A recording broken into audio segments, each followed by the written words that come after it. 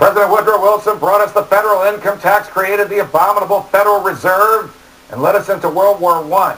But what he also did, which many don't think about, is push through the 17th Amendment, which allows citizens to vote directly for their senators. This was a death knell for our constitutional republic. Joining me once again, historian Tom Woods and historian Monica Crowley and journalist Nick Gillespie. Tom Woods, to you first. When the federal table was created, three entities were represented: the people in the House of Representatives, the nation as a whole in the President of the United States, and the states as sovereign entities in the Senate. And senators were sent to the United States Senate by state legislatures. They were there to represent the government of the states and the states as sovereign entities and not the people in them. What happened in the Woodrow Wilson years to destroy those equal places at the federal table?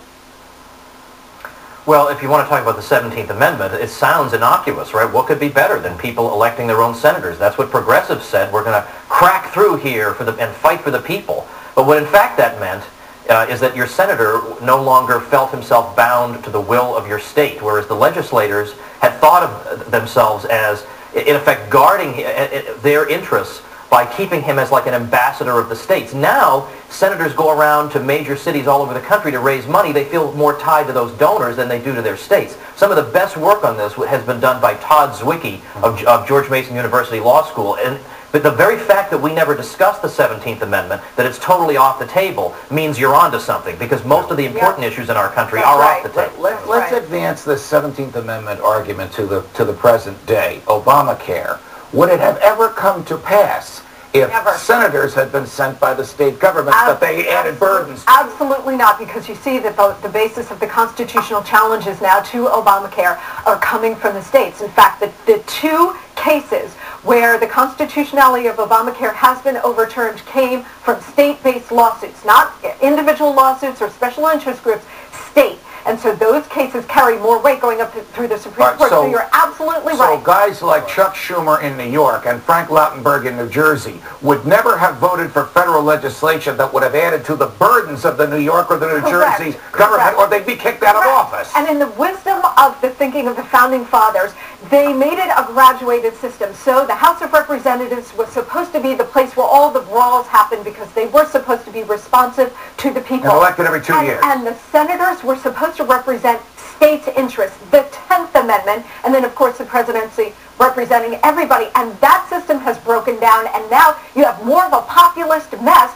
and you have now states trying to clamor for their rights, where in the Constitution they were protected. All right, talk. I think it's the broader issue of unfunded mandates. I want you to talk big picture about Woodrow Wilson, about the attitude of government, about what he did with progressives, about we know what's better for you than you know for your best. This is, I think, the real thing, the real horrible legacy of Woodrow Wilson is that he was the first technocratic president where, he went to Princeton, or he ran Princeton, and he knew how, what every price should be, what everybody should be thinking, what everybody should be looking like, and he was going to push that through every level of government, and you either got with his program, or you got thrown in jail, or you got kicked out of the country. And in the Woodrow Wilson years, you see the federal government inspecting food, which normally had been done by private entities, Tom Woods, or by the state. You see the federal government telling you how fast cars can go. You see the federal government creating a central bank with the power to print all the money that it wanted. You see an utter disregard, disrespect for the previous 130 years of American history,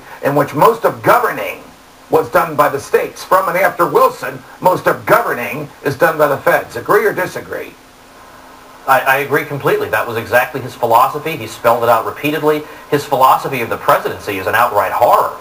That if you have a great charismatic president, there is no obstacle that he can't overcome. I mean, it's the sort of thing that you would expect to hear in 1930s Europe that comes out of Woodrow Wilson's mouth. And of course, the Federal Reserve, supposedly the progressives are going to make government more responsive to the people. To the contrary, here you have this institution that we can't even ask them for an audit these days. That would be too uppity of us. And the claim that the Fed has given us more stability is based on phony baloney statistics that even Christina Romer doesn't acknowledge anymore. The Fed is a disaster. got about 30 the absolute worst. Look, he put into place the progressive income tax. Abraham Lincoln started the income tax because he needed revenue for the Civil War. Supreme Court declared it unconstitutional. Correct, and Woodrow Wilson came in and then institutionalized it. But also, don't forget another big crime of Woodrow Wilson, international law and international governance. For the first time, makes its way into American jurisdiction. jurisdiction. The United States and with the League of Nations. And he resegregated the federal workforce in D.C. I mean, this guy is after Reconstruction and integrated. Yeah. And last word on him, he was not from New Jersey. He was from Richmond, Virginia. He always claimed to be a proud son of Richmond. All right, thanks, guys. And now a few items from our President's Day.